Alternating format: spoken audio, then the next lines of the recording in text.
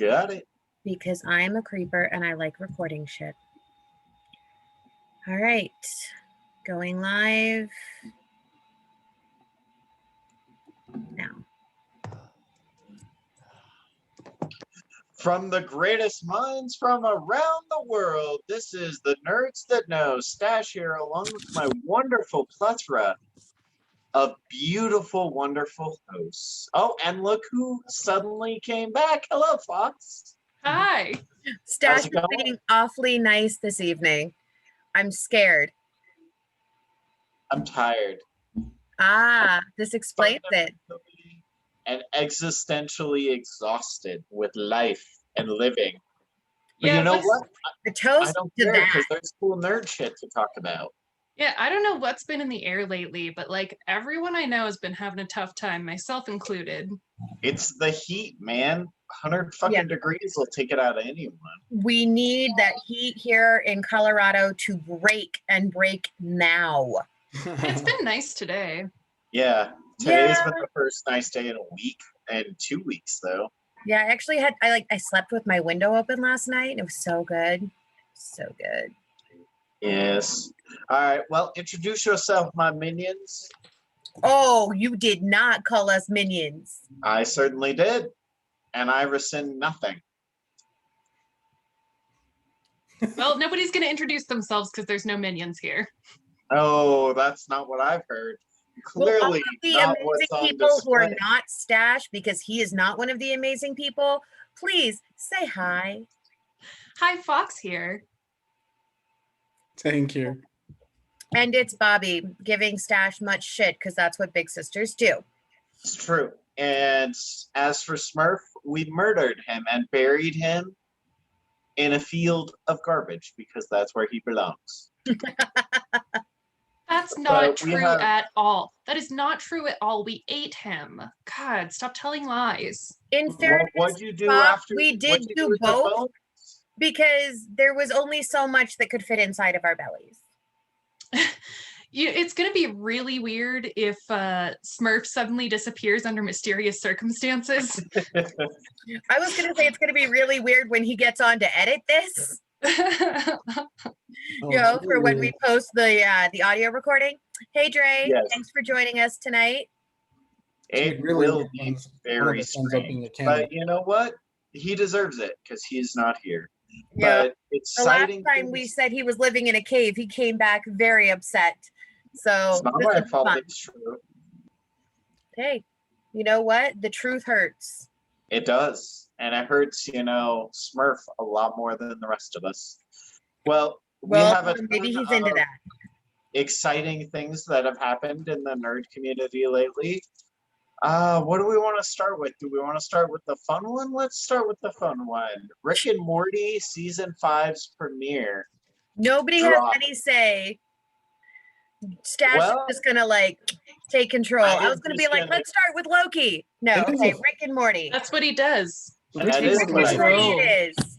Let's start with Rick and Morty. Well, we already did, so thank you for acquiescing. You know what? Tonight I'm knuckling under. I don't even care. Yes, the season 5 premiere dropped on Sunday.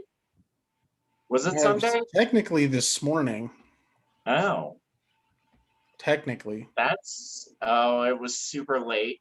Yeah, it was a 12:30 release. Yeah.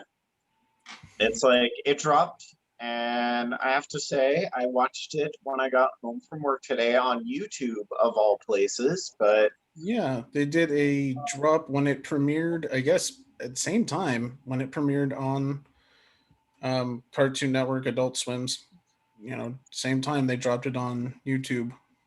Yeah, I think that because there's always so much time between seasons, and just because of the kind of press that Rick and Morty has gotten, they wanted to generate a little more excitement and make it more accessible to people by putting it on YouTube. That's my assumption.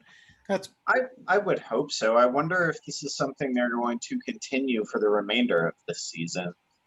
Fox, did you get around to watching a few minutes of it?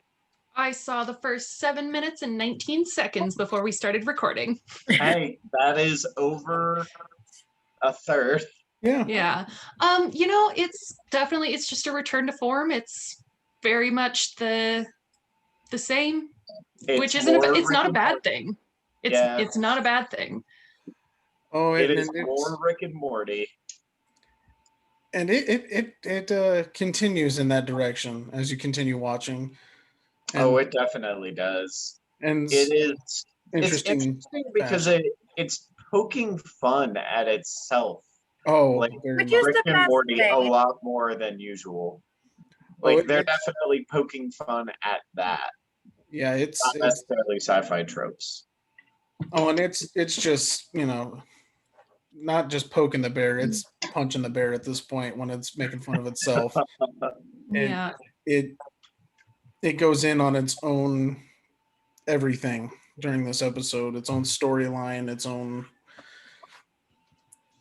merit in the sci-fi community, and it's I mean, it's big enough to be self-referential. It is. And it does the shit out of it. And that's a really big word, Fox. Thanks. I'm not sure if you're like insulting my intelligence regularly or insulting my intelligence. I'm insulting Rick and Morty. That they've reached the point where we have to use large words to describe what's happening. Oh, I don't know. They've used incredibly sophisticated language in that series long before now. But no, I really like how they took a very traditional sci-fi trope, that of differing timelines, and put their own spin on it. Oh. It's like, boy, did they put their own spin on it. Yeah, they got goofy with it, that's for sure. But I think I can reference at least that much without causing any undue spoilers. But it is very interesting how things develop, and the plot twist at the end is obviously something you expect and understand, but at the same time, I feel like Rick and Morty has always been about the journey. Like, what absurd things can they interject in the journey to make, our trip worth it? And they've succeeded in everything so far. I mean, it's a good pilot. I'm enjoying it. Oh yeah, it was fun. Does it count as a pilot if it's season 5? Well, a premiere. Okay. It's like it's a season pilot, but well, yeah, because the way they tell their stories, I mean, you never know. It could be a pilot. Could be a whole different Rick and Morty. It definitely could. That is absolutely true. But I'm excited to see where this season goes. Have we heard anything about like season length or anything like that? It's still 10 episodes. Oh, okay. Yep. I hope it feels a bit beefier than this last season did, because last season it just blazed by so quickly. I watched it all in like one sitting and had a great time doing it. But at the same time, like it didn't have the really awesome episodes of like Pickle Rick, for example, to really draw me in. But as for amazing shows that we have all been watching, now we can bring up Loki. Thank you. Which is, in its own way, kind of a spiritual successor to Rick and Morty. Because they play a lot with the sci-fi tropes. Yeah, they do. They definitely poke fun of the sci-fi tropes. Yeah, they don't take anything seriously. A lot of what we've traditionally been taught in sci-fi time travel stuff, they fuck with it in Loki. Yeah, they definitely do. Does Loki have his own comic? I actually don't think I've ever asked. Yeah, he has a few times. Is it this tongue-in-cheek and this absurd, or is this something very modern Marvel? Oh no, some of it there with the, I don't want to obviously disclose too much, but with the storyline that they're kind of appropriating, because they're pulling from a couple different sources, but a lot of it is in the absurd realm. Mm-hmm. And then the big surprise at the end of, I guess, technically at the end of episode 2. Taught me, baby. That's all I have to say. 2 different, well, it seems to be a mishmash of 2 different characters. It really does. I don't want to go into spoiler territory too much, but like it is a very interesting portrayal. Yeah. Okay. And not to get completely off, Stash's happy moment, but Owen Wilson seems to play the same character over and over and over and over and over again. And I feel like this is just him being the same dude that he's been in everything else. Oh, yeah. Owen Wilson doesn't know how to act. Yes, but I believe that is 100% purposeful in this situation. Yeah. The thing about, because we know that the grand master of this whole thing is Kevin Feige. Mm-hmm. There is no way that he did not specifically pick out Owen Wilson to be that character without reason. No, and I get that. I do. And I think that's because he wanted Owen Wilson. But he just irritates the shit out of me. Oh. Because it's the same thing over and over again. Yeah. Well, now you know how I feel about The Rock. At least he can sing. Barely. But no, it's the nature of Owen Wilson. He has that gimmick and it works for him. It defines his characters and it always will. That's why the fact I haven't seen him in years hasn't bothered me at all. Well, and it fits this character specifically, or at least the version that they're going with of this. Oh, absolutely. Of Mobius, you can tell weird, this character witted, closed off person who's kind of never experienced anything besides what he's existing in. Mm-hmm. I think that makes sense for that character. Yeah. You can definitely tell that at least some of this character was written with him in mind specifically. Oh. So I don't know if they cast him after they wrote him in, because I mean, you're Disney, you can pretty much get any actor you want. Or if they did a rewrite once they had the casting, but they definitely appealed to his character and his complete lack of acting. Well, and based on some of the information that came out from WandaVision afterwards, they don't necessarily have certain people that they have to have, but they do, when they're doing the storyboarding, have people in mind. Mm-hmm. Which totally makes sense. Even 2 years before shooting starts, they have people kind of already in line where they want them to be and who they want them to portray. Well, and that's true for almost any creative process. I mean, I have a collector's edition of The Princess Bride, and the first 2 chapters, are kind of the making of the movie, where he's talking about as he's writing the script, transposing it from book to film. He's imagining, okay, this is who I want to play this character. This is who I want to play that character. And because it took so long for it to actually be filmed, he had to change actors and whatnot a lot. The only one who was consistent all the way through was Andre the Giant. Well, and that's because it's Andre. Yeah. Michelle says she loved Owen Wilson in Night at the Museum. Owen Wilson as a cowboy. So yeah. Choice. I enjoyed that movie. The second one, not as much. I enjoyed him in Shanghai Noon. That's an interesting choice. Really? Yeah. All right.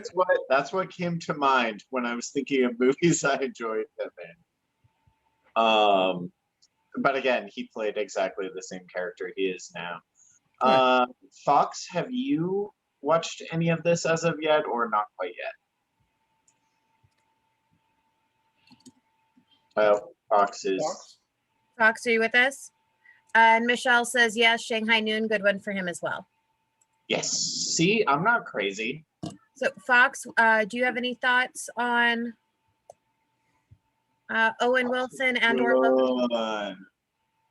You're muted, dearest.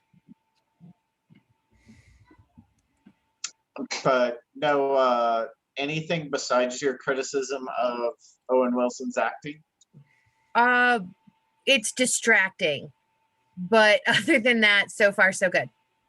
I am enjoying it immensely. I think the first episode was stronger than the second, but the second had the better plot twist. Oh, and the ending of the second episode was crazy. Yeah. The thing I can say the most. Oh, go ahead, Tank. I was just saying the ending of the second episode was crazy and beautiful, and how they basically started the real action of the story for the series. Yes, I definitely did not expect. I expected another kind of filler background episode, like a chase episode, before we really got to the action. But this is a very short season, so yes, it's only 6 episodes, I believe. Yep. Yeah. One of the things I will say on the positive for Loki is it, like Falcon and Winter Soldier and like WandaVision, have all been so different the one from the other. Oh yeah. You yeah, know, totally. There's a lot of variance in their TV shows. Yeah. Which after a while, you know, some of the Marvel movies started feeling very canned and predictable. Yeah, especially that. Well, parts of it did, because the outlier towards the end for me was Thor Ragnarok. Just that felt completely different than everything else surrounding it. Right. But you're not wrong though. Like a lot of the stories, basically from Avengers 2, felt very similar. Yeah. So, and I think it's because they were trying to get everything to lead up to Endgame, which I get, but I'm glad that we're seeing some differences in the storytelling and the cinematography and just the way the whole thing is working out, which makes me want to keep watching it and see what else they're going to be doing. Tom Hiddleston is awesome. Yeah, ridiculously talented. That's the best way to put it. Like the way that he can change his character in the middle of a scene is just crazy. Fox, you should totally cosplay the Tom Hiddleston version of Loki. That would be sexy. You're still muted. Oh, well, I mean, he is gender fluid, so. Which is why I'm saying it would totally work for you. Like, this is something. The Moon Knight. Mark Spector? The Moon No, Knight? no. Somebody, one of our viewers just says, give me the Moon Knight. Oh, that's the one that they're doing with Oscar Isaac, yeah. Yeah. He wants it right now. I mean, it's basically Batman, but crazier. Yeah, which, while we were going through our list of topics for this evening, we were actually discussing the Marvel equivalents of some of the other DC characters. So, Wonder Woman, Batman. Oh yeah, Power Princess is the Marvel's version of Wonder Woman, and she's a destroyer. I'll just put it that way. If you read the Heroes Reborn story that they're doing right now, she's a monster in the best way possible, but she is an absolute destroyer. All right, add that to my list of things that I'm getting from you. All right. You can buy comic books and stuff from Tank at Knock Nostalgic Collectibles. See the link on our Facebook page, Twitter, or Instagram. Before we transition from Loki, what do you guys feel about the Wednesday episodes? I'm fine with it. It's a good way to break up the monotony midweek, I guess. I like that they're doing them on Wednesdays, especially over the summer, because so many people go away for the long weekend. Yeah. Where they'll get off work early, like 2 or 3 o'clock in the afternoon, and then not come back till Sunday night. Well, with everything opening up, it makes sense for it to not be on Fridays because people are doing stuff on Fridays now. Right, which is one of the reasons why Loki is doing so well in the numbers. They're saying that the Loki debut beat the numbers for Sweet Tooth and Shadow and Bone. It beat everything. Yeah, Oh, they're yeah. saying like, And holy crap, it is just like the most watched premiere among second quarter 2021 streaming shows. Oh yeah. I mean, not surprising. It's been anticipated for what, 2 years? couple of years now? Yeah, 2 years. All right. It had 10.5% share of streaming engagements. And that's a big thing considering That how is a many. lot. That is Yeah. huge. That's a big number. Yeah, that's Yeah, impressive. they're saying this is ginormous. It even beat WandaVision, which had a 9.3% share. Yep. Falcon and Winter Okay. Soldier only had a 6%. Well, there we knew there was gonna be a drop off for that. People didn't. Right, but I'm just saying, like, The later episodes is where they got a bigger share on for Captain America and Winter Makes Soldier. me wonder if the new season of Witcher will perhaps like gain that level of attention. It should get a I big. hope so. I am so excited about The Witcher. Like, I am just so freaking excited for this. Yeah, I have read, I want to say like 4 of his books, and I obviously played the second and third game. Oh, Well, that I obviously have not played any of the games, but You I haven't read do the know books either. the books. you are not a video game person. I understand that. But Yes. I do enjoy watching gameplay of The Witcher. I just You won't may play it want to myself. seek out the third game. That is actually a very, very fun and engaging game. Yes, it is. Is it not something that you have to play like in order? No, I don't believe so. They Not have at all. enough variations. Like it's the same character, but there's not so much crossover from between the games that you can't just pick it up in the third one. Honestly, yeah, there's overlapping characters and there are added details to the narrative, but it is by no means necessary. yeah, they stand alone pretty well. And you can play it, Fox, on your Switch. Oh, cool. Yes.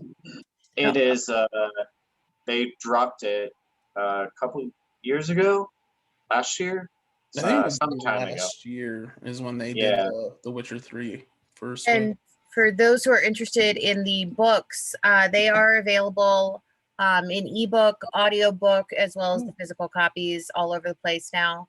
Wait have to you- find have what you they re- were. Have you read them, Bobby? I've read the first 2. Oh, I'm okay. currently listening to the third. So technically you don't need to listen to them in any sort of order because he wrote them to where they can be listened to at any way. Yeah, they're but- standalone stories, each one. Yes, but Netflix did say this is their suggested way to listen to the books, Oh, Interesting. based on how they're presenting the story. how they're presenting it. That would make sense. And that is the order of which I have been doing the reading and listening. That makes sense. Okay. If they're going to be telling it in that form. In that order. Yeah.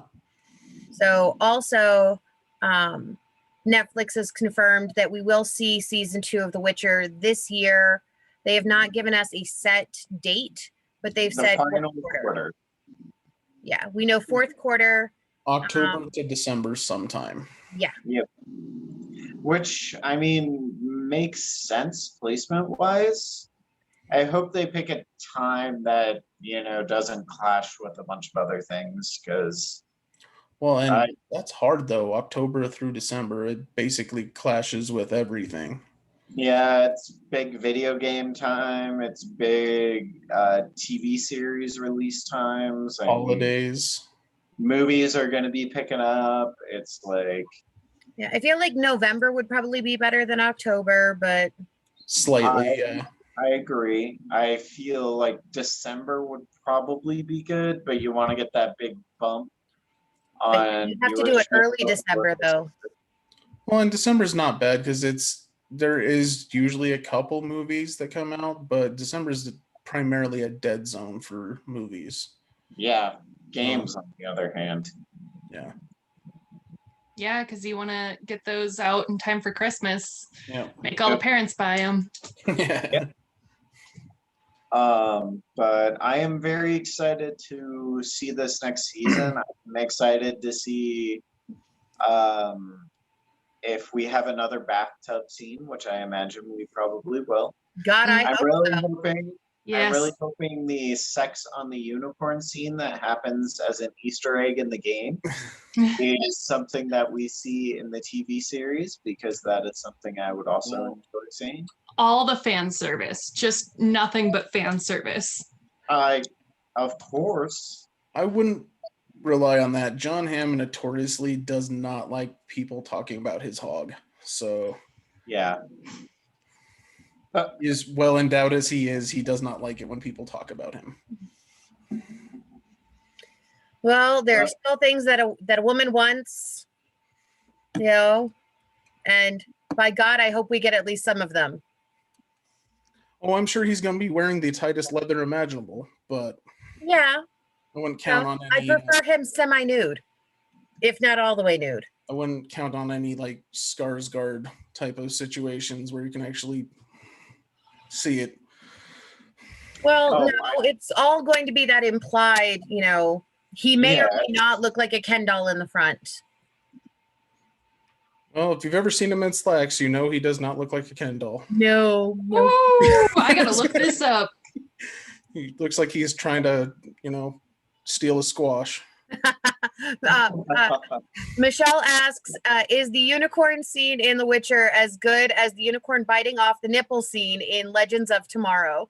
I wouldn't know, but that sounds amazing and like something I will be looking up right after this show. It's not a bad one. The Legends, I think it was last season when the unicorn thing happened. Yeah, give that a watch, actually. It's a pretty good season. They go into a lot of mythical creatures.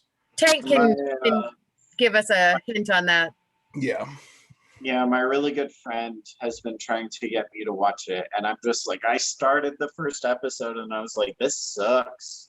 Of all of the Berlanti shows, it is the least like teen story driven. And it has the least amount of that young adult drama stuff to it. It's more just absurd time travel adventure. I mean, I'm obviously not opposed to that, as I am a fan of Rick and Morty, so. Yeah, of all of those shows, that's probably the one that you would enjoy the most, I think. Yeah, I've been trying to get into those shows, and I can't. Well, they're killing all of them off right now. Michelle does say, this is part of the fun. It's just so bad. Yeah. I do love bad acting. Which is why Sharknado always comes up on our show. It shouldn't. You can let that pass. There are plenty of other things you can reference. I love bad acting in many things. Yeah, but the one that everybody can go, oh my God, really? Like uniformly is Sharknado. See, that's because it's great and you refuse to accept what it is. I would not say that's the worst acting. That's not that's not the most egregious form of bad acting. Have you seen Tara Reid in that? Okay, but she's a bad actor in general. Exactly, and it's her worst. It's like she can't move her face anymore because of all the plastic surgery. Yeah, but there's worse. I'd say there's worse than that, though. Right. Look for a list of our top 5 bad acting films that we recommend that you watch just for a chuckle. I'm not going to do that, but you can compile a list. I shall. And it will have Sharknadoes 1, 2, 3, and 4 on it. Don't forget 5. Oh, see, there you go. That's our top 5 list. Okay, see, but you're leaving out the other sci-fi monster of the week movies. Like that's true. Three-headed shark attack or Lavalantula was terrible. What was the octopus one? Shark Octopus or Sharktopus. Sharktopus? Yeah, Sharktopus. Yeah. Let's see what else is there. There's damn it, what is there's Lavalantula, and then there's another one that's about lava spiders, and I can't remember what that one's called. I That don't one was remember the other really one. I'd remember Lavalantula because that's one of my favorites of that genre. that one was pretty solid. But then in Sharknado 5, they had a crossover with other sci-fi heroes. So yeah, the acting was impeccable. I bet it was amazing. It was amazing. It was great.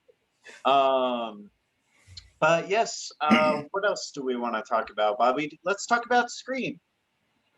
Because I want to scream that Sharknado is great.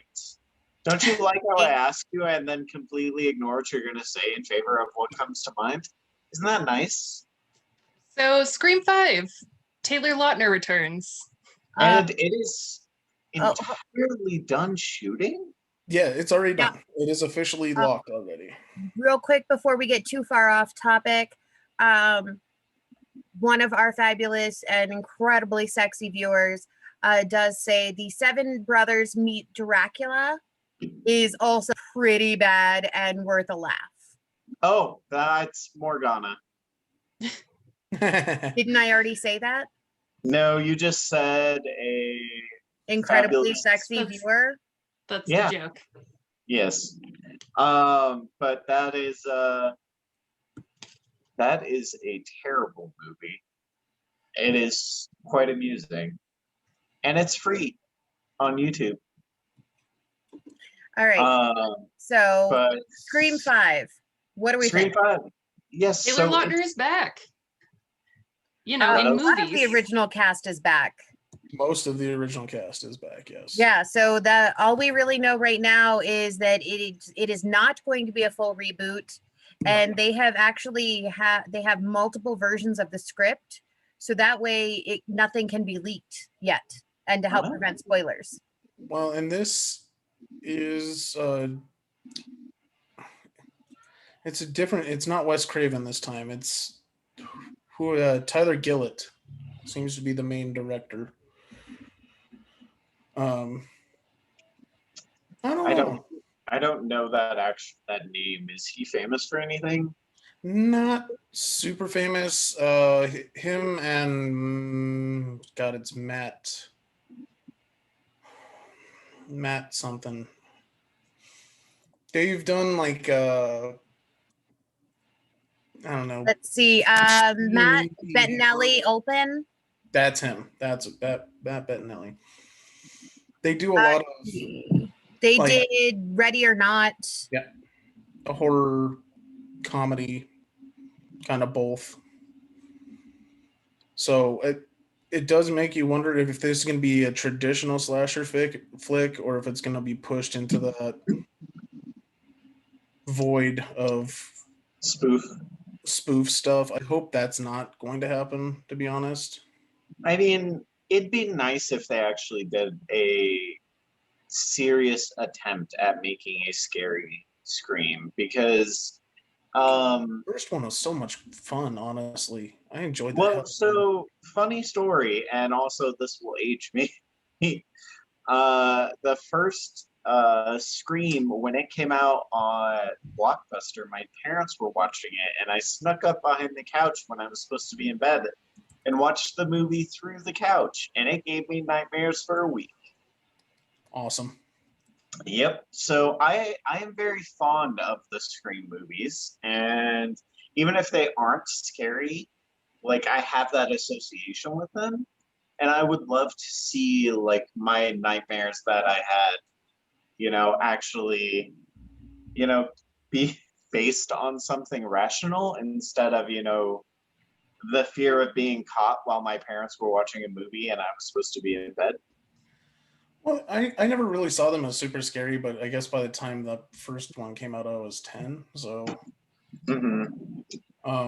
but they are very well done slasher flicks. They are, and they're fun. It's like Mhm. I don't know if fun's the right word. They're enjoyable. Let's put No, them it's the that right way. word. It can be fun and still be a slasher flick. Yeah, it's not Yeah. like overwhelmingly gory. It's not, it's not the horror porn. It's traditional slasher style. Like, who's the hidden guy under the mask that's killing everybody? Yep.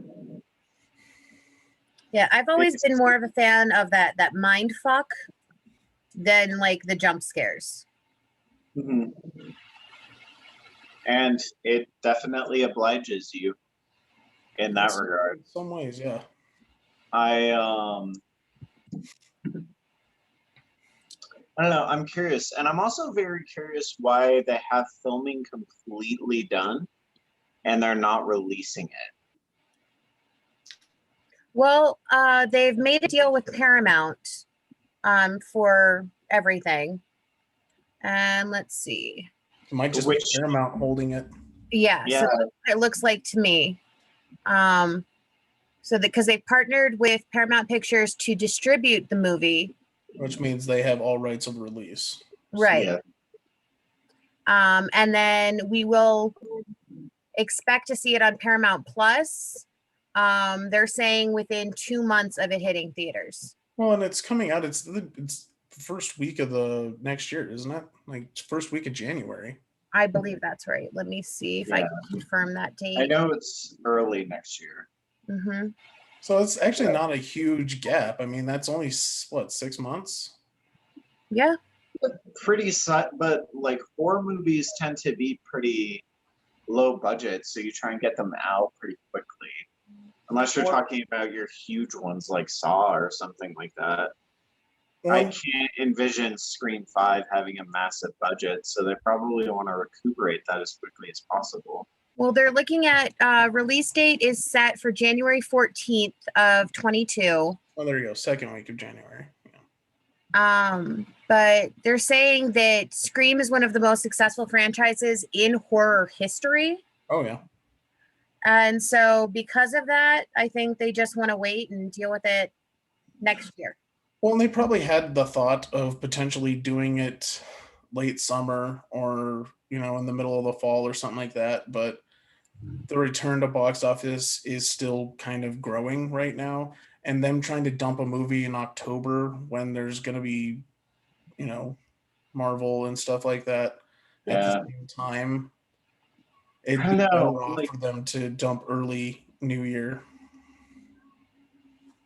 do So, we have any other horror movies slotted for the end of the year as of yet? not Because, that like, I'm aware of, but that doesn't mean they don't exist, and we just haven't caught up to them yet. Big Yeah. ones, I don't know of any because they already did. Spiral is already out. yeah, The new Halloween is still in production, I believe. I mean, I feel like that would be a good slot for this movie, which is why it's kind of shocking. But then again, like you said, it's a slasher film. It's not really a scary horror film. Yeah. They're fundamentally different. So maybe October isn't the right place for it. Well, they I might just have. feel like January is a very strange place for it. I don't think January is that weird of a place for it. If you think about early January theater numbers are always really good because that's when everybody wants to get away from their families because they've just done the holidays. So early January release does make sense. Yeah, it does. And Tank does have a point right now. Box office numbers are shit for everything.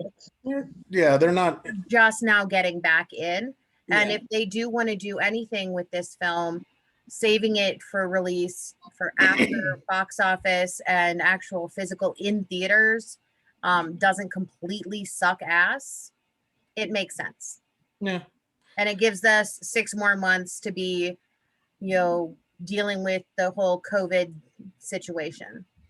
Yeah, hopefully we'll be back to like full seating by that point. I kind of like having somebody not touching me. Yeah, but if you're at the Alamo, you don't have to worry about Which is true, and we do really enjoy the Alamo and places like it. So, one movie that is coming out that it is highly recommended you see in theaters, and that is Black Widow. It's coming out on July 9th. Yeah, And and it also hit Disney Plus Premier Access, so you have to pay a shit ton more to watch it. yep. But that's coming out in just a matter of weeks. that. Will this be your first movie you see in theaters? It is Since for me. Well, maybe. I might be going this weekend. I'm not sure yet. I mean, I think it will be my first like real movie premiere. I mean, I've definitely gone to see movies in theaters, but they're like movies I care about, like classic re-showings of movies that I've seen a million times, or older seen stuff. in a re. Yeah. It will definitely be my first, Yeah. and I'm pretty excited Me to too. see it. It's like I'm excited to see a movie I haven't seen in that setting and enjoy, like, who knows what, the Yeah. ride, the journey of it. The critics' reviews of Black Widow that have come out already, kind of the pre-screenings that people have been able to do, are saying that this is one of the best movies that they've seen in a long time. They're saying, I believe one of the direct quotes was, "It's the shit." Yeah. Came from, I don't remember the name of the reviewer. I just remember reading, "Oh my god, I can't believe a reviewer actually used the expression 'it's the shit.'" Well, so Fun. the thing is, I don't know how much of this I believe versus how much of this is just we've been starved for theater experiences And over I the think past. it's probably a little bit of both. I think it is too. I bet you it's a good movie, but I don't know if I can go in like expecting greatness from this movie. We'll see. Maybe they'll tell a really interesting and compelling story, but I mean, it's a Marvel movie. It's a turn your brain off and enjoy the action movie. exactly. Well, they're saying this Wait. isn't a traditional Marvel movie. This is an Yeah. action-packed spy movie. This is a spy movie. This This is is a not. spy thriller with a Marvel, logo. And the only reason I kind of believe what's been said so far is because it's not just Scarlett Johansson. A lot of people are referencing Florence Pugh specifically, Yeah. which leads me to believe that it has a strong story because she, at least so far, has been presented as a background character, a secondary to whatever's happening in the story. Which is good. Yeah. One reviewer said it's the MCU's Bond movie with shades of Mission Impossible and Thelma and Louise. Oh, that's fun. And I'm like, well, if that's not a fun endorsement to go see it, I don't know. Exactly. And we're still waiting for fucking James Bond, so That'll be a while. Well, we'll It's address September. that when it's time. September. They've delayed it like 2.5 years. It's obscene. Another movie that's coming out only digitally right now, though, but also I guess Blu-ray, but not in theaters, and that's going to be the first part of Batman: The Long Halloween, where Batman is voiced by Jensen Ackles, and like the whole thing looks like it's going to be pretty cool. Yeah, that does look fun. Just because Long Halloween is a really cool story for Batman, and I'm hoping they do it right. Yeah. I mean, you and Smurf have both recommended Long Halloween to me. Oh, yeah. The story is And- amazing. Yeah, I'm really curious to see it in a avenue I am more familiar and comfortable with. Well, I'm hoping they do a better job than they did with a couple of their more recent Batman stuff. Mhm. Hush wasn't as good as the book, like the books. And what the hell was the other one? The Killing Joke wasn't as good as the book. That's what I was trying to remember the name of. Yeah. So Matt Reeves was actually saying that he thought that this storyline was going to be used for the Robert Pattinson Batman movies that are coming out. But since they decided to go in a completely different direction over at Warner Brothers, they were able to go through and actually make this movie, which I guess it had been put on pause, waiting to see whether or not Warner Brothers was going to pick up this storyline. Yeah. Yeah, because Warner Brothers was thinking they may disintegrate as a company. So Yeah. And there's a lot. still might. So we'll see. Yeah, that's true. I'm excited regardless. Like, interesting dark version of Batman that, like, I rewatched The Dark Knight Rises the other day, and I was like, tonally, I enjoy movies like that. I would enjoy seeing something else similar. And from what I've heard, this borders more on like the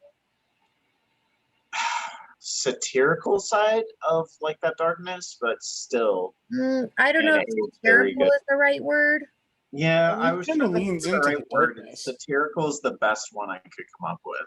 Long Halloween is very much a serial killer story in the Batman universe. Mm-hmm. So it does definitely have its darkness, at least if they keep the tone of the source material. Yeah. I don't know. I'm excited. And when is that releasing, Bobby? That is going to release part 1 on June 22nd, which is next week. Tomorrow for us watching live. Yeah, for those of us who are on here live right now, that is tomorrow. And part 2 will be later this summer. Yep. Is it streaming anywhere? Or yeah, it is going to be, let's see, digital release and Blu-ray. It does not give me a site where it is streaming that I've been able to find thus far. The only one I know of is for purchase, and that's Vudu. Well, see, there you go. And at least that's something. It's $20, I think, which is normal for their direct-to-video first release. So yeah. Well, yeah, it looks like it's going to be worth the watch. Yeah, I will see if I can track it down, and if I can, I'll try and give it a watch for us next week. Yeah, I'm looking forward to it. I fully intend to watch it. I'm not sure if I'm going to pay Vudu or if, because like I said, they're also releasing it out on Blu-ray. Yeah, it's like I don't want to register for another service. I just don't. My credit card is out there in a million places. I'd rather it not be 1,000,001. Yeah. Makes sense. All right. While we're talking about people who are taking your money, let's talk about Netflix and the fact that they've just made a major deal with Steven Spielberg. Which is very interesting because it is very rare for like agreements for a film creator to exist beyond their next movie or two. It's like some directors can do that. Very few. Steven Spielberg is definitely one, but nothing like what Netflix is doing because they have him for a few movies, not just his next one. It's very interesting. Well, yeah, it's a multi-year contract with him where he'll be making Netflix, original content.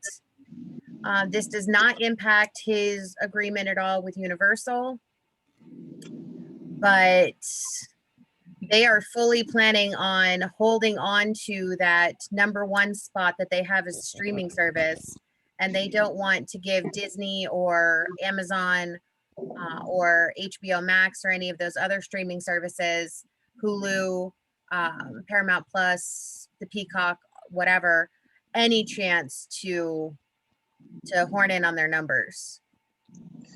Do we Well, oh, go ahead, Fox. do we have any idea what we're gonna see from him No, in this we contract? know Yeah. nothing yet. We Nothing know that yet. he's going to do multiple movies over multiple years, specifically for Netflix. That's all we know. Well, and it's not super weird anymore. That's the thing. That was a weird thing. That was not a normal thing for a very long time, but it has kind of become that now.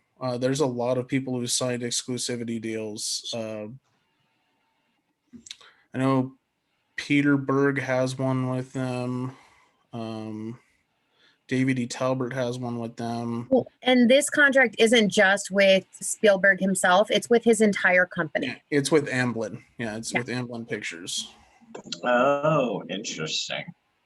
I know Kevin Hart has one with them.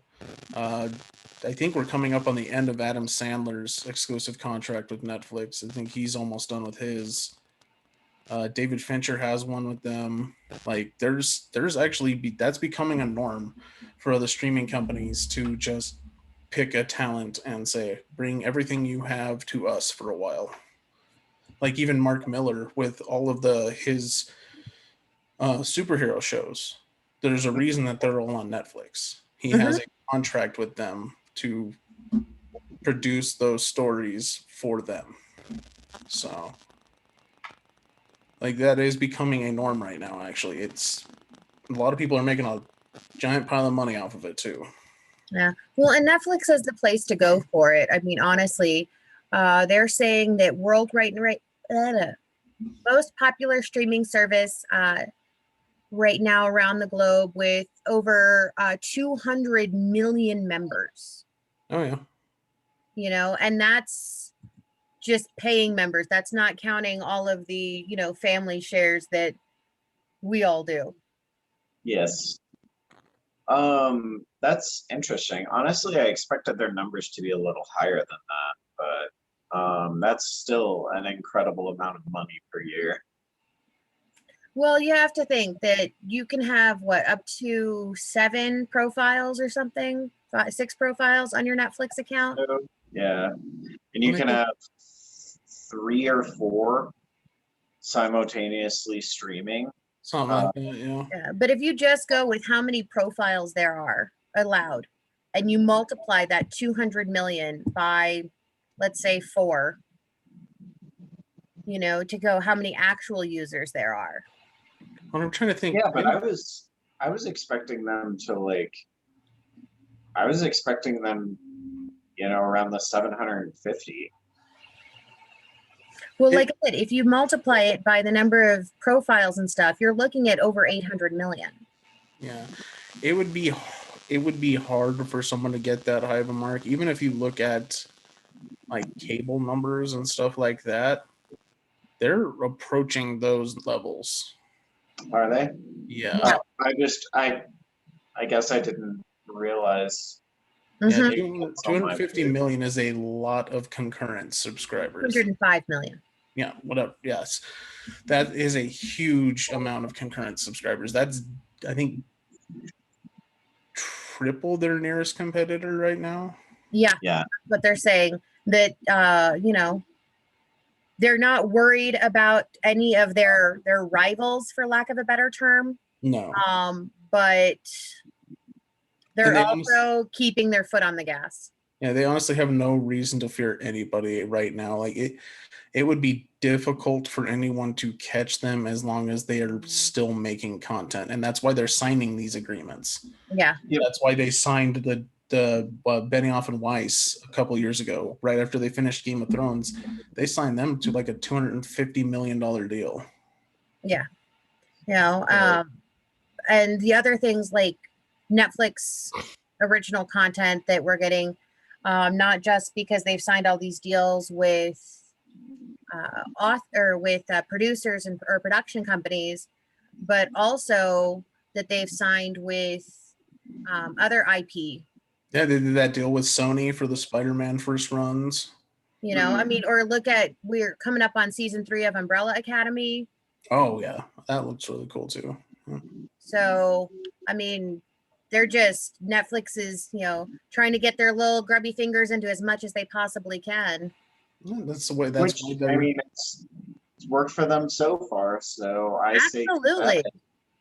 it's Well, like and now I they- enjoy being able to go to Netflix and have no idea. Have you tried their random feature? Yes. it's hilarious. It is Sometimes. so. Twice it's actually played something off my wish list. But most of the time, it just like, "Shakba!" You have no idea. Yeah. I've been meaning to try it, but I'm like, I don't trust it. But like, I Here's the need thing. it. I need it because I'm so indecisive, and I'll spend like an hour just scrolling Netflix without choosing anything. Here's the beautiful thing about the random deal on Netflix though, is if you push next, it will not only go to the next one, but it will not sit in your continue watching feed. That field that we all hate, where we've watched something for 6 minutes and realized it was shit. Yeah. Can't get it out of that row. But if you do the random generator, it will not end up in that continue watching feed unless you actually continue to watch it for more than, I think it's like 5 to 10 minutes. Oh, okay. That's cool. Or at least that's been my experience. I don't know if that's actually how they have written the coding, but that's how it's working.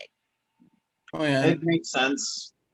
the biggest thing about what Netflix is doing currently, because they're all of their early contracts, like they thrived on signing exclusivity deals and all that kind of stuff for everything that people loved before.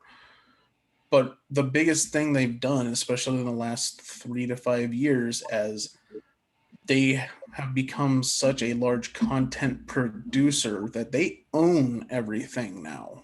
Mhm. Yeah. So they don't have to pay anybody money. They just like, oh, well, that's ours, and all of this is ours too. So, like, they're gonna have probably at some point have people reaching out to them to license something at some point in the near future. Absolutely. Oh, I'm sure they will. That's They interesting. haven't I yet. like the way You don't know about it. Netflix is going. Mm-hmm. I like that there is such a breadth in streaming services, even if it is impossible to keep up with them all. It's like, because there's still 2 streaming services that I want that I'm just like, I don't even have time for the ones I have. It's like, Which I can't ones is it? justify adding more. Which ones are they that you still want? The Criterion. Oh, yep. Criterion's little. Yep.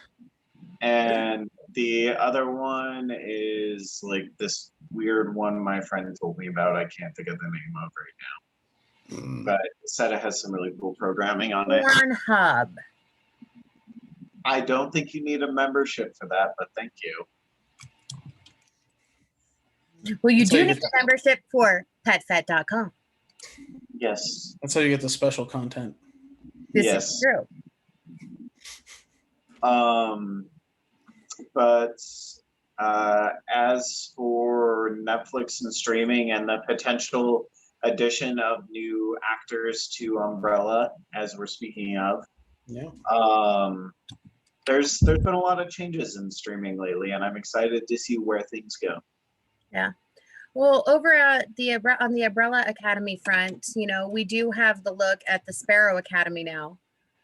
Yes. And so we're seeing who some of those actors are, and holy moly. Yeah. Who did you see that you recognized? Let's see. I do not recognize them. Yeah.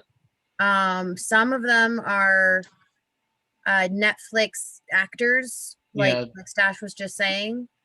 Mhm. But most of them, like, their face looks familiar, but I can't place them anywhere. So, like, maybe I've seen them as like a background character in something. Well, a lot of them have been recent. They've been in big things, like very recent on a couple of them. Like Justin Cornwell was in that Jingle Jangle movie that came out on Netflix this last year. And then before that, he did like guest appearances on like Chicago PD and Empire and stuff like that. So he's kind of an up and coming guy. Brittany Oldford is from Pretty Little Liars, I think, or something like Yeah, that. yes. And then she was on American Horror Story. She was part of the Asylum story that they did. So it's a lot of people that have been in things recently, and they're just kind of getting, they're moving him into bigger roles. Yeah. Genesis Rodriguez, who's playing the character of Sloane, is primarily a voice actor. Very good one, actually. Known for being Honey Lemon in Big Hero 6. Vastly underrated movie. Fucking awesome. That movie is amazing. I agree. It's vastly underrated. It is. And then she was on She-Ra too, as a actor or as a character. Yeah, on the crappy one. She was still on She-Ra, which is a Netflix property at this point. Yeah, I know. But yeah, it looks like they're kind of bringing all the people they've had doing stuff, and they're just kind of pushing them all into this to give them more prominent roles. Which, I mean, that's why you get these contracts with these up and coming actors, because you never know what they're going to turn into in the future. Mm-hmm. And if Netflix can push them into stardom, it just benefits them all the more. Yeah, it's huge for them if they can push these actors and get them more recognition. It's huge for them. Yeah, I'm really excited to see what they do with the character of Lila in season 3 and how she adjusts to like being accepted into the family. Yeah. And we've been given really nothing other than the show, each episode's title. Yeah, we got the titles and then the cast update at this point. But yeah, but that's the freaking titles are so obtuse that they tell you nothing about what's going on. Exactly. That's kind of their point. Yeah. Do we have a release date? A quarter that it's going to come out in? Like anything? Double checking. I want to say it is 2021, but I cannot remember. Yeah. I want to say it was final quarter of this year. I believe that is accurate. I am double checking. Like it's supposed to be the big one. Information.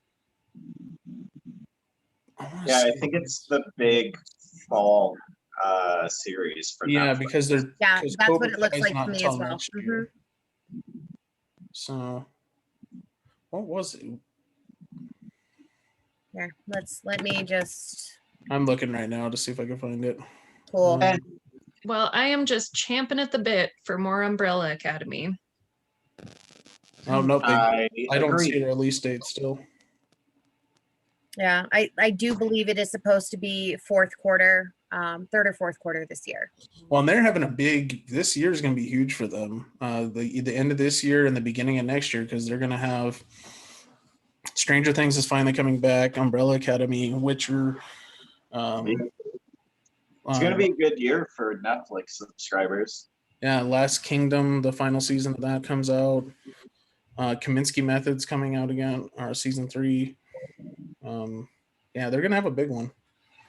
I mean, it's one of the reasons why they're canceling so many shows that are just kind of dead weight at this point. And that's what it is. They're trimming things out that they know they can lose because they have something else coming in. Exactly. So, speaking of new things coming in, why don't you guys take over the reins for a bit and talk about what Nintendo had to say at E3 while they were wrapping up? Yeah. Go for it. A lot of people said, we're talking about like, oh, do you think we'll see anything for Breath of the Wild 2? And everybody was like, nah, that's not going to be until next year at least. Like they were not going to have anything, and they were wrong. Oh yeah, Zelda. Well, I mean, the game still isn't coming till next year. Well, no, but like they were saying that we weren't even going to see anything about it. So yeah, Zelda went at it.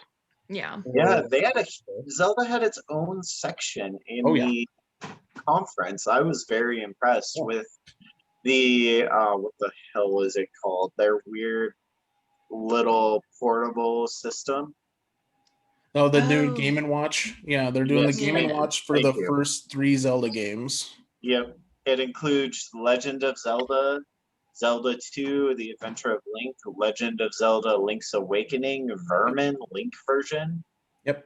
and the interactive digital clock and timer. Yeah, it's similar to what they did with the Super Mario Game & Watch this last Yep. year. And I gotta say, it is really fucking cool, and I have no interest whatsoever in buying it. Oh, I'm gonna fucking buy. I just wrote in my notes. I just wrote Breath of the Wild footage. Ooh.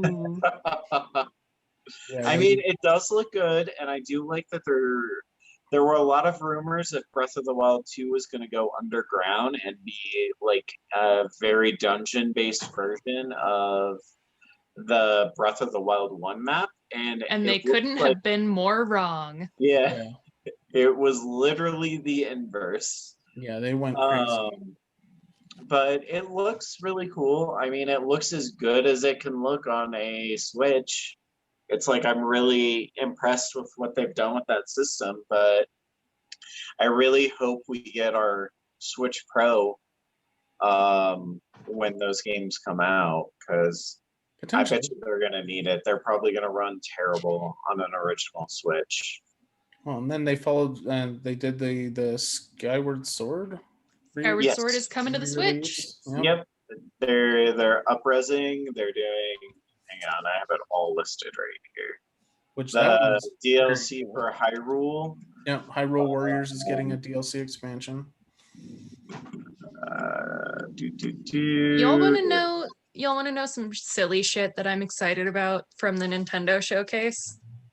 Is it Advance Wars? Because I'm excited about that, and it's silly. Advanced No. Wars. Yeah. It's WarioWare. There's a new Are you? WarioWare game. I'm so People are excited. so excited. The long I love seeing Fox get so animated. I loved WarioWare Smooth Moves. Yeah. So I can't wait for this to come out. It's just like good, clean fun.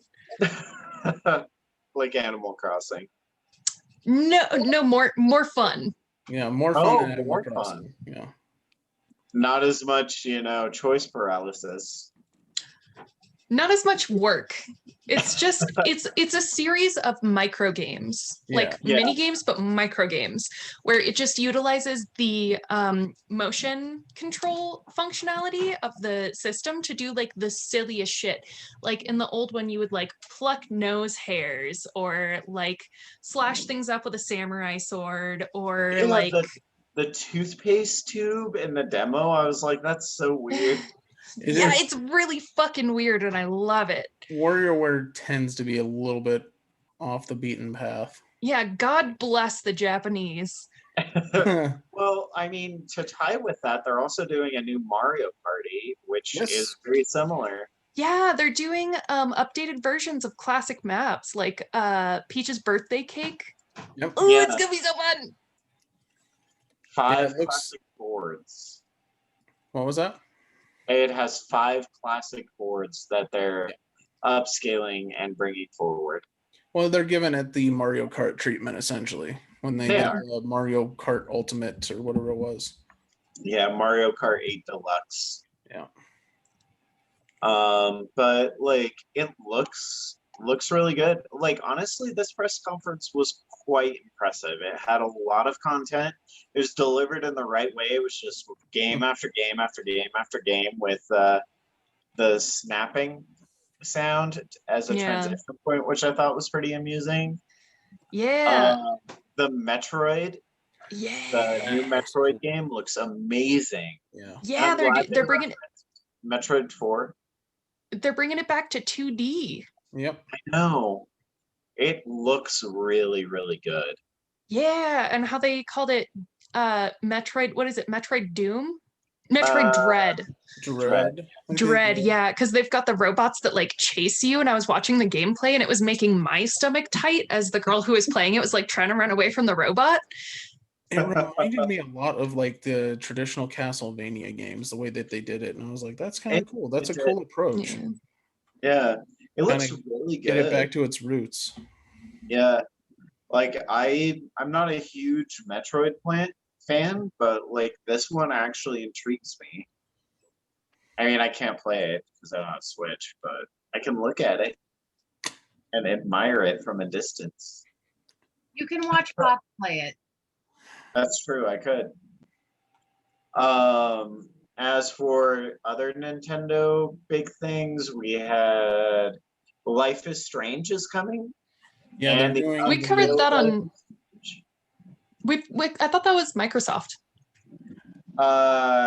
No, it's also coming to Yeah, Switch. it's also doing Oh. Switch is doing I think it is the same like collector's release that Xbox is doing, isn't it? It is. Oh, cool! I'm gonna buy it. But it is I don't know for certain, but this might be the first time it's coming to Switch. Don't quote me on that. I'm not 100% Don't know sure. on that But one. I never played the Life is Strange game. regardless, like the upscaled version looks much better than it would have. It looks far better than it did even when it came out, even on the Switch and the limited hardware. The second one looks beautiful. Yes, it does. Empathy is your power. It's like Fox's superpower. But we already talked about that. What else we got? The new character from Tekken He is from from- Tekken. coming to Smash Brothers is from Tekken. Yeah, Kazaya. Yep. And I gotta say, like, it looked like a straight up traditional fighting game. When they showed his playthrough, I was like, wow, this looks and controls like a fighting game. I think that's what they did. I think they took that inspiration from the legitimate from Tekken and kind of did that style of, just kind of taking the character as it was and putting it into that universe. Well, Tekken has always had kind of that absurd branch to itself, so it's nice to see they're finding a good avenue for it. And I feel like a Tekken character is a great fit for Smash Brothers. Yeah, it fits with all the other, characters that they bring in, so it makes sense. And it is one of the last two. There is one more to be announced character, and that is it for Smash Brothers Ultimate. And then let's see here. Super Monkey Ball. I mean, I don't feel any particular way about that. About Banana Mania? Yeah. Fatal Frame.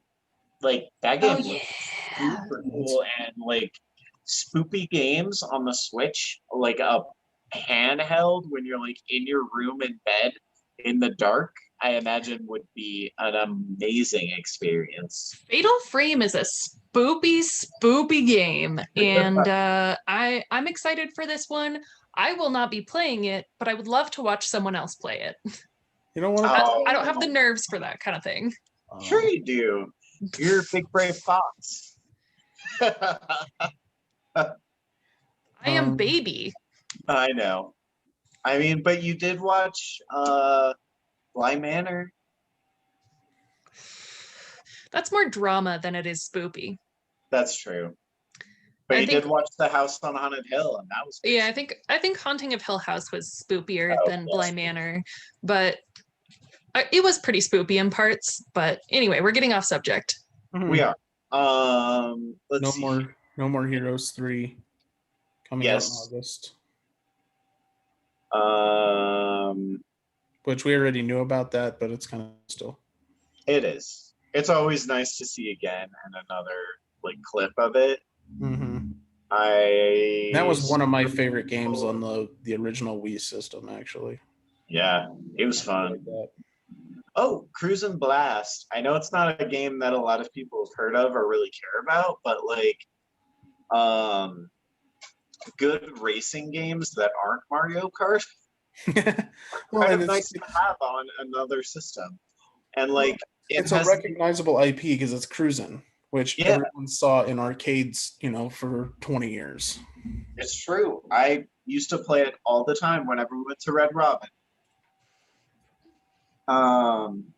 It's like it's appropriately cheesy and it looks like it's going to be goofy and stupid, which is what you want, what I personally want from racing games. Like, don't get me wrong, like Horizon is very Beautiful. incredible and beautiful. Coincidentally, game of the show of E3. Yeah. But I'm like you, I think, in this. I like the arcade racers more than the simulators. I do too. They're more fun. I lean into the arcade style racing. Yeah, you can fuck around in them a lot more, and that really is enjoyable to me. Mm-hmm. Well, there's nothing excites more than fucking around. Let's see here. I don't know anything about these two games. Shin Megami Tensei 5. Yeah, Shin Megami Tensei. It looked super cool, but I am unfamiliar with that IP. So it's a Japanese RPG. It's a like basically you like collect different like demons, and you can like fuse them to become other demons. It looks so cool. It's like, did you ever play Monster Rancher? No. Monster Rancher was this really good game where you could put in random discs into your console, and it would give you a monster according to what was on what that disc randomly said. And then you could breed them and train them to fight and stuff like that. It was a really great game. Yeah, I kind of want to play Shin Megami.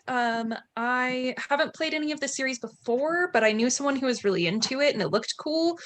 I don't know. Might give it a shot. I don't know if I'm going to spend my money on it, but maybe. That's a pretty long run series. Like I think the first one came out in like 1995 or something like that. Yeah. So it's been around for a while. Which makes me feel old that 95 means it's been around for a while. 25 years, 26 years. I know. Still makes me feel old. As for anything else, like Advance Wars 1 and 2, I mean, I just like games like that. They look fun. Monster Hunter. And I don't even fucking know how to say these. I don't even know how to say this company's name. It's Danganronpa. Decadence brings 3 games. Trigger Happy Havoc, and of course that word I can't say. But new games. Exciting stuff for you guys. And I think that's about all we have to cover for Nintendo Showcase, all the big stuff at least. And aren't they doing a Monster Hunter DLC? Yeah, but that was announced earlier. It's like I've known about that for a while. I'm just saying in the same vein of like No More Heroes and stuff. It's stuff we knew was happening, but they're just reinforcing, hey, this is still happening. Just keep an eye out. Yeah, I'm excited to not play it because I don't have a Switch.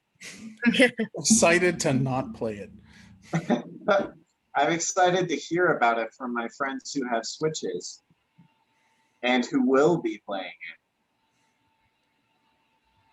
Makes sense. But I mean, overall, a great press conference for Nintendo.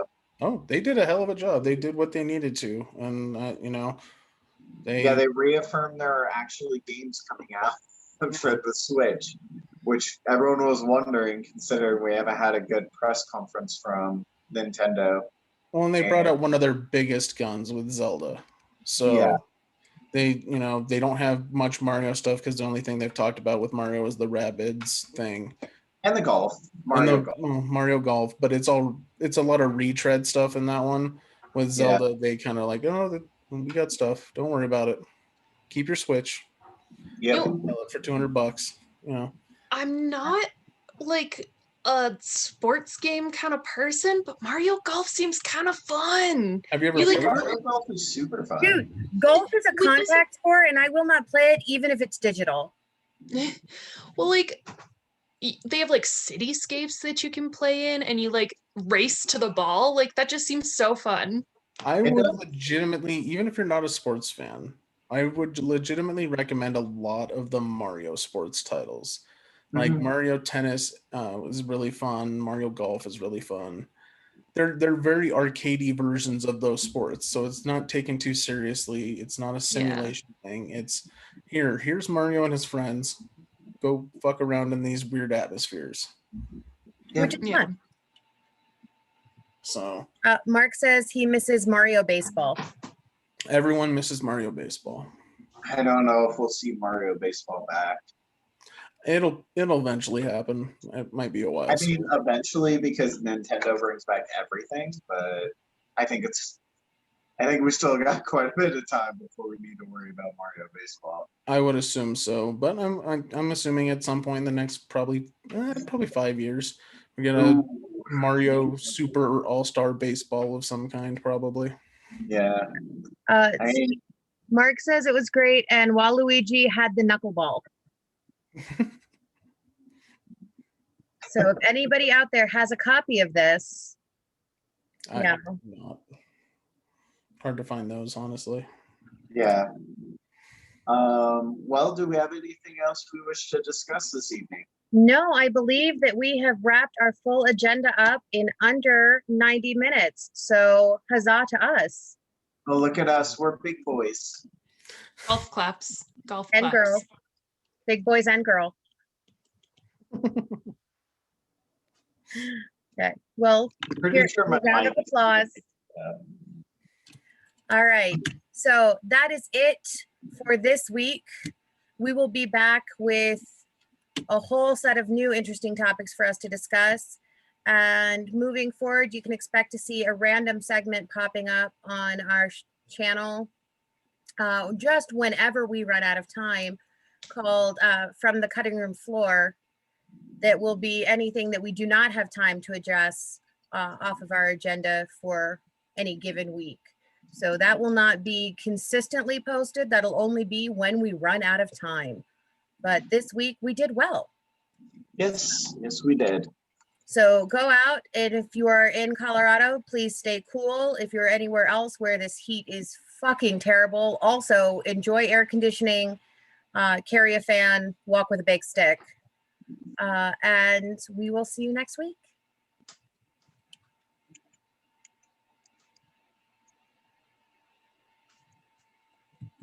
Yeah.